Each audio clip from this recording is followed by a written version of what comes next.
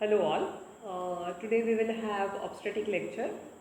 We will study about placenta, umbilical cord and amniotic fluid. So first of all, placenta. Placenta, it is the feto-maternal structure. It is present in pregnancy, and this is a structure which is very important. It have many functions related with fetus as well as with mother. So this is the very important structure to which is seen in pregnancy. Second structure is umbilical cord.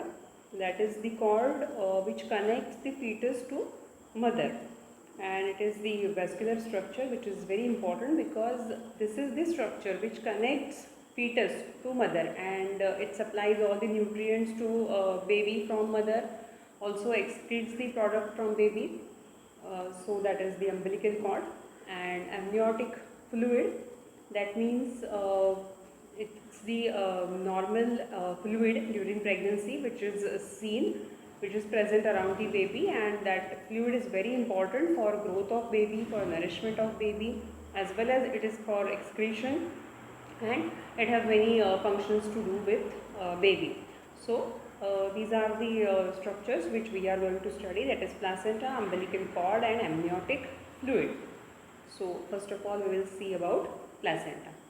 First topic is placenta. So now placenta, this is the feto-maternal structure which is very important in pregnancy or during development of baby.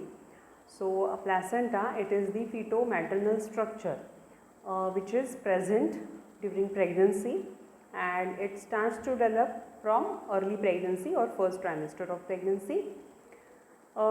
It develops on the uterine layer. It starts to implant on the uterine layer, and there is attachment of placenta on the uterus. So placenta is basically attached, or it is implanted on the uterus.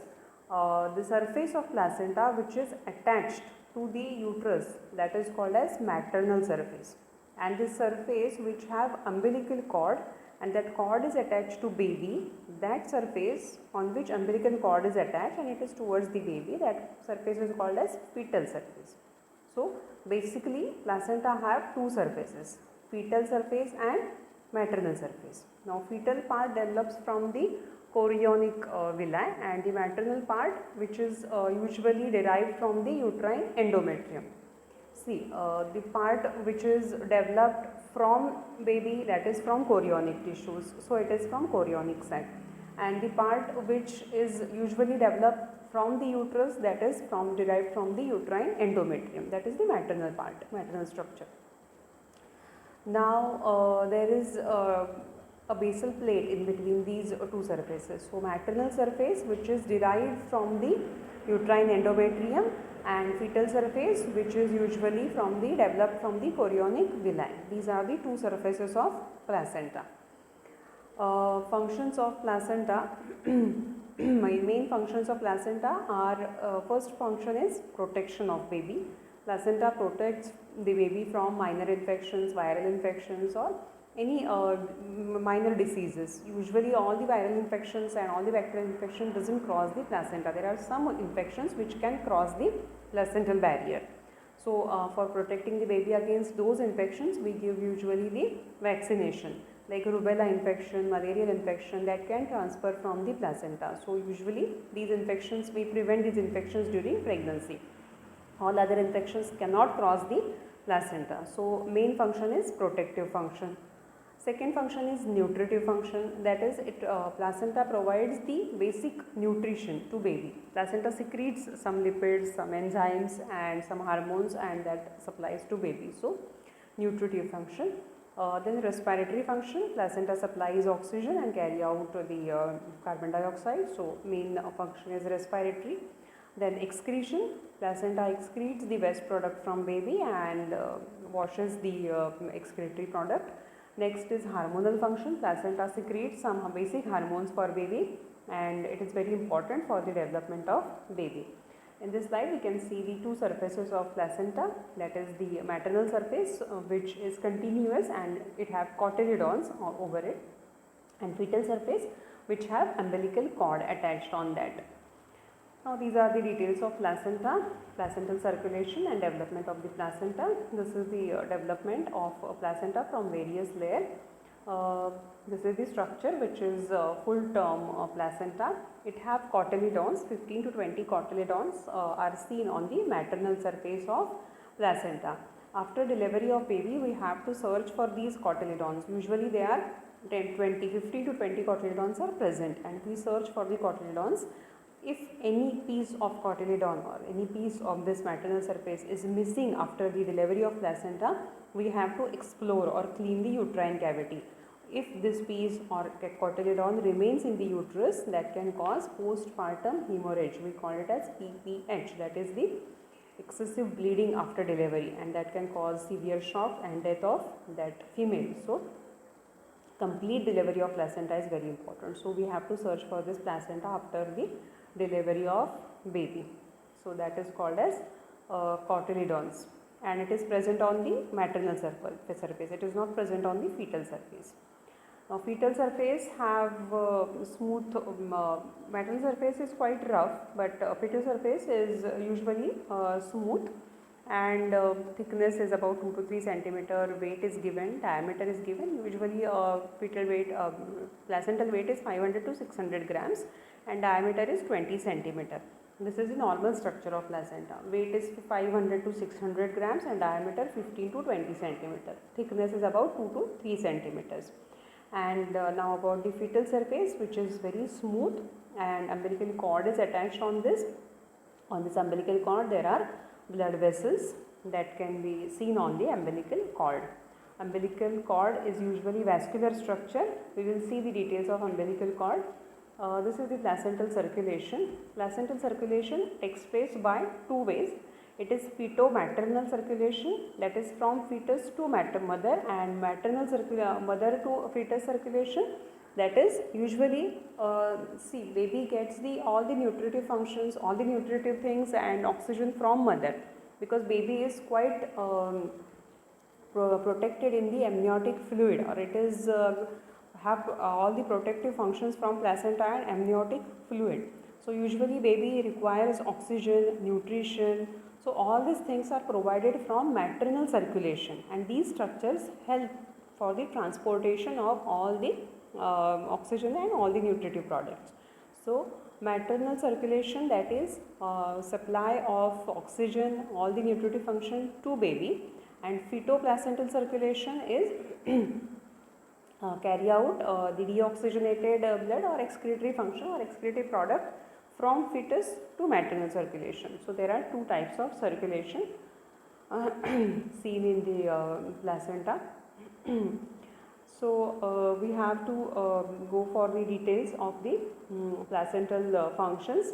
In placenta, usually functions are respiratory function, enzymatic function, protective function, nutritive function. All these functions are very important. This is about normal placenta, and abnormal placenta. There are some examples of abnormal placenta. In abnormal placenta, first one is placenta excreta. That means in this slide we can see normal placenta in figure number A, that is the just implantation of the placenta on the uterine layer, and in B number we can see the placenta excreta. That means placenta is implanted deep in the uterine layer. Placenta increta, that means it is the insertion of placenta in the uterine membrane. It is invading the uterine membrane. And placenta percreta, that means it perforates the uterine membrane. So these are the abnormal placenta. Placenta usually implanted on the uterine endometrium, but it is implanted on the external layer. Just it implants on the external layer of the endometrium, but when it invades or it perforates the uterus, those are the abnormalities of placenta. So these are the abnormalities or some abnormal diseases of placenta. As we had discussed the APH, that is abruptio placenta and placenta previa. Those were also the disorders of abnormal placenta. In placenta previa, there is implantation of the placenta on the lower uterine segment. In abruptio placenta, it was the detachment of the placenta. So All these things are abnormal in placenta. Here also we have the functions of placenta, mainly transformation of the nutrients and carrying out the waste product from baby, respiratory function, provision of oxygen, excretory, that removes the excretory product from baby, nutritive, provides the nutritive things, lipids, proteins, electrolytes, glucose, all these things which are required for the growth of baby, all these things are provided from maternal circulation to baby via placenta. Also it secretes and provides the enzymes. Barrier function, as we had discussed, it usually protects the baby from minor viral infections or other infections. Immunological function, that placenta secretes some antibodies for baby. So baby is usually free from infection and during pregnancy. So these are the things which are given in detail, that is intake of oxygen, how much oxygen should be supplied to baby per minute, all these things are given in detail. Excretory function, that is urea and all the creatinines, all other waste products are excreted from the baby. Nutritive function, as we had discussed, glucose is the major thing which is required for the baby and it is transported by placenta. Lipids are also amino acids, those are required for baby's growth. Electrolytes, those are required as for baby is growing, per day there is growth of baby, and all these nutritive things which are required for baby, all these things are supplied from maternal circulation via placenta. Barrier function we had discussed, all other infections are controlled. Immunological function, antibodies are secreted by placenta. Some placental hormones also, there is secretion of placental hormones, and those hormones are very important for baby's growth. So that is about the growth of placenta and the development of placenta, what is normal placenta, what is abnormal placenta. In short, we had discussed about the placenta. Placenta is the feto-maternal structure which is usually present during pregnancy. It is implanted on the uterine layer. It have two surfaces, maternal surface which is implanted on the uterus, derived from the endometrium, fetal surface which is developed from the chorionic villi, and umbilical cord is attached to it. Fetal surface is smooth and maternal surface is rough with cotyledons. Normal weight of placenta is 500 to 600 grams and thickness is about 20 centimeter and diameter is about 15 to 20 centimeter and thickness is about 2 to 3 centimeter. And placenta have functions which are very necessary for the growth and for well-beingness of baby. All these functions we had discussed in detail. And placenta, normal development of placenta and abnormal development or diseases of placenta, that is placenta increta, excreta, percreta, and placenta previa and abruptio placenta. So these are the diseases or abnormalities of placenta. Placenta have two types of circulation, maternal circulation, feto-placental circulation. Maternal is provision of oxygen and all the nutrient things or all the necessary things to baby from maternal circulation, and feto-placental is that means excretion or excretory products which are removed from the fetus.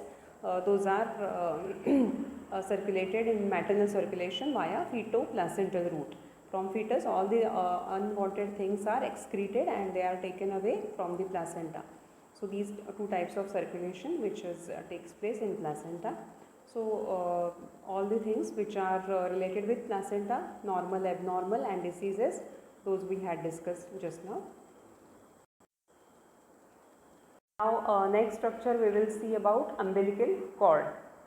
Now umbilical cord, it is the vascular structure. This is very vascular structure because it provides the required thing from placenta to baby and from baby to placenta. So it have both ways function, and all the blood vessels are attached on this umbilical cord. There are two arteries and two veins, and usually 4 vessels are seen, but one disappears and only 3 remains after complete development of baby. But it is very vascular structure. It arises from a placenta and it is connected to fetus to the umbilicus. So it is called as umbilical cord. Now umbilical cord is covered by amnion and contains large umbilical veins two umbilical arteries supported in usually there is a jelly which acts as a lubricant. As there are blood vessels, it is rich in blood vessel. As we had seen, there are main four vessels, so that can lead to friction of blood vessels. So there is a jelly present in the umbilical cord, and that jelly is called as Wharton's jelly. That helps for the blood vessels to avoid the friction during the growth and during the moment of baby. So umbilical cord, which is vascular structure with arteries and veins, and have Wharton's jelly. Now Wharton jelly protect the blood vessels from the compression and torsion, and usually abnormalities of umbilical cord are related with its length. It's called coiling or looping of cord. It is also abnormalities of cord insertion are seen, and usually hematomas and cysts also commonly seen along with this umbilical cord diseases. So usually normal length of umbilical cord is 50 to 60 centimeter. Average is 55 centimeter. So whenever there is short length of umbilical cord, which is usually less than 30-35 centimeter, that is the short umbilical cord, and because of this short length of cord, usually there is fetal distress, because cord is not sufficient to deliver the oxygen and to all the required nutrition to baby in that way, or required the quantity required for the baby for 24 hours. So if the cord is short, that can lead to fetal distress. If the cord is very long, which is more than 80 centimeter, that is called as long cord, and usually this cord because of excessive length, this cord causes cord knot, cord prolapse, cord compression, and sometimes cord around neck of baby, that can cause baby fetal asphyxia and fetal death. So these are the complications because of the extra length of cord. So either short cord or long cord, both the conditions are abnormal.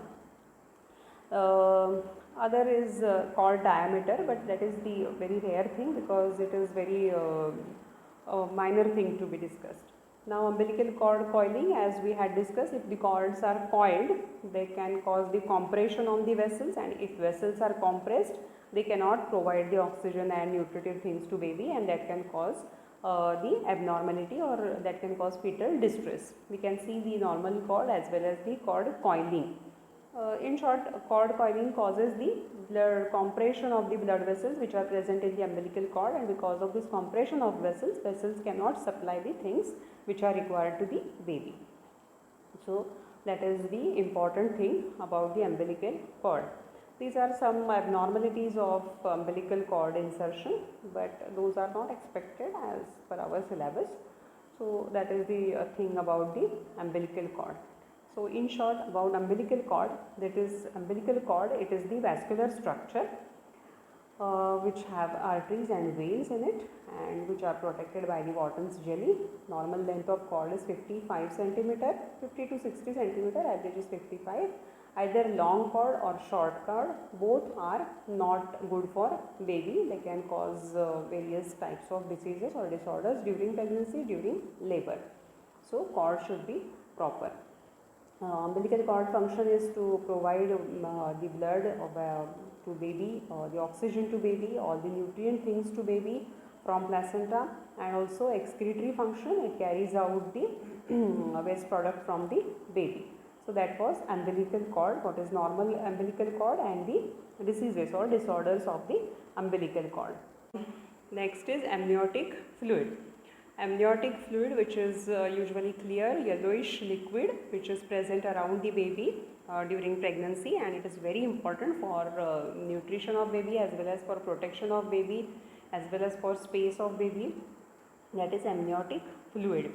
Now amniotic fluid have many roles during the pregnancy which is normally very important during the development of baby. It is also necessary for the baby's organ development. All the things are which is this fluid protect the baby from minor injuries, any trauma during pregnancy. It acts as a barrier or protective function. Also have amniotic fluid, and the volume of amniotic fluid or the quantity of amniotic fluid which is very important. If there is excessive amniotic fluid, that will lead to hydramnios. We had seen the hydramnios, that means excessive amniotic fluid, increased level of amniotic fluid. That is also not good for baby because it can cause the diminished growth or decreased growth of baby. So hydramnios or excessive fluid, that is also abnormal. If there is less fluid, that is called as oligohydramnios. That means the amniotic fluid is very less, so that can cause the dryness and cause the baby's distress and diminished growth, sometimes death. So the volume or the quantity of amniotic fluid, which is very important. Now these are the things which are given for the development part of baby, how the fluid starts to develop during the around the baby, how the quantity increases per week. All the things are given in these slides. So you can study the physiology as well as the development of baby during the initial phase, during mid phase and in late stage. All these things are given. This is the amniotic fluid volume which is regulated during the pregnancy.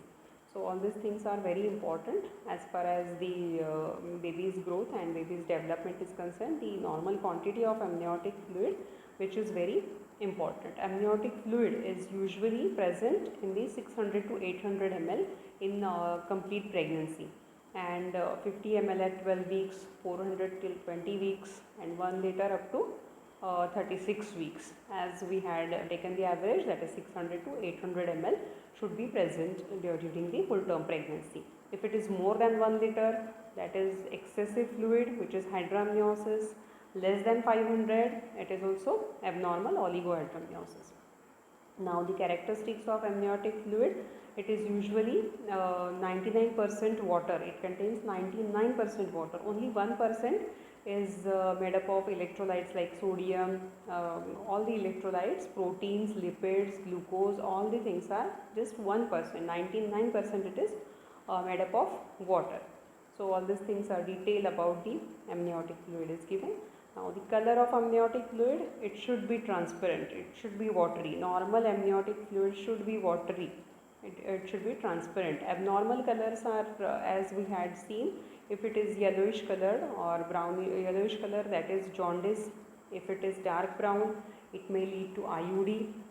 If it is bright red color, it is APH, that is antepartum hemorrhage, that is bleeding during pregnancy.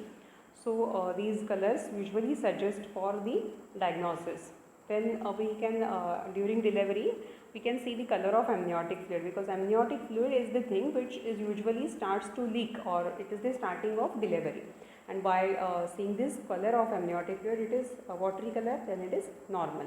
If it is yellowish, we can think of jaundice of baby. If it is dark brown, we can think of IUD, that is death of baby. If it is bright red, we can think that there is bleeding inside the pregnancy or inside the placenta, that can tearing of placenta or rupture of any blood vessels. So that these are the things which can we can diagnose by seeing just color of amniotic fluid. As golden yellow, it is Rh negative pregnancy, we can see the jaundice. Greenish yellow in post mature, if baby is post mature, the color of amniotic fluid is usually saffron color. Dark color we had discussed, it is APH, accidental hemorrhage. Dark brown, that means death of usually IUD or death of baby. These are the colors of amniotic fluid. This is about the detail of composition, that is how much glucose, proteins, urea and electrolytes are present in the amniotic fluid. Functions of amniotic fluid, it is the shock absorber, it is the maintaining the important function is to maintain the fetal body temperature. It allows the fetus to move in the uterine cavity. So it is very important to maintain the space for baby, for growth of baby as well as for the movement of baby. Also it prevents the adhesion formation between the fetal parts and amniotic sac.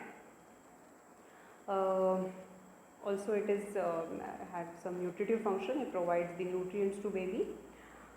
During labor, these are the functions during pregnancy. During pregnancy it is important for as a nutritive function, it have the barrier function, protects from the adhesions formation, maintains the temperature, gives space for the baby movement.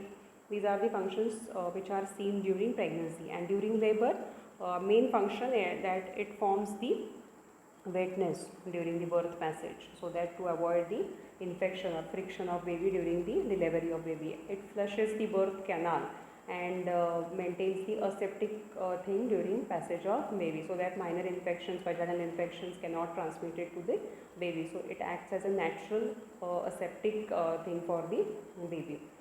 So that is the so to summarize the concept, we had discussed about placenta, which is the very important structure during pregnancy, and it is the feto-maternal structure which have many functions, as we had seen all the functions in detail.